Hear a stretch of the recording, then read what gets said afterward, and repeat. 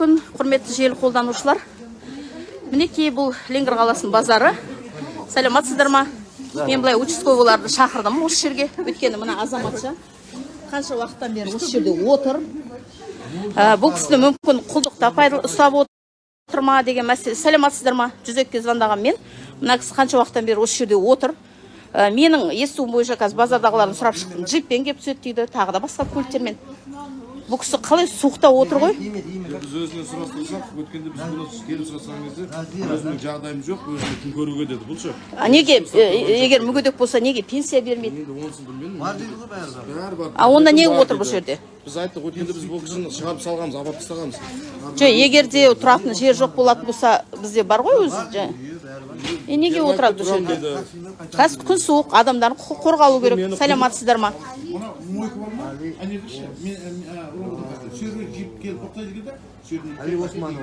Джип әкеп тастайды. Көрдіңіз? Оған не дейсіздер? Оны базардың бәрі айтып жатыр қазір. Сіздер зерттеңіздер, кім әкеп жатыр? Өзі не айтып жатқанын қаяқтан білесіздер? Конечно, қорқаннан айтуы мүмкін. Анықтаңыздар. Себебі бізде адамдардың құқығы қорғалу керек. Бұл кісі қазір мейлі жазда отырды да, үндемегенде мен қанша рет участковыйға звондадым. Енді қазір қыстың күні отыр ғой қазір. Мына аяғын қараңыздар. Джип әкеп тастап жатыр деп асып аға?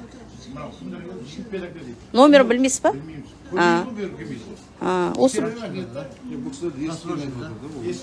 Жоқ, мен базардың бәріне сұрап шықтым. Джиппен әкеледі дейді, бір көлік әкеледі дейді.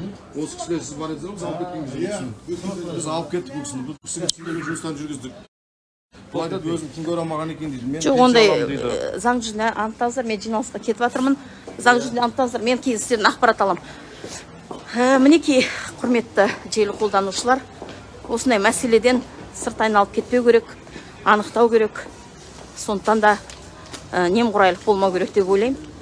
Осы мәселе көптен бері мен толғандырып жүрген. Бұл мәселе бойынша мен қаншама рет құзырлы мекемелерге телефон шалғам, алайда бұл азаматша әлі сол жерде отыр. Сондықтан да бүгін тағы да очередной раз дейді ғой, айтқанда, тағы да қайтадан телефон шалып, осы мәселені анықтауын сұранып жатырмын. Қазір сәлден кейін құзырлы мекемелерін анықтаймыз, қандай жұмыс жүргізгені бойынша. Адамның құқықтары қорғалу керек деп ойлаймын мен.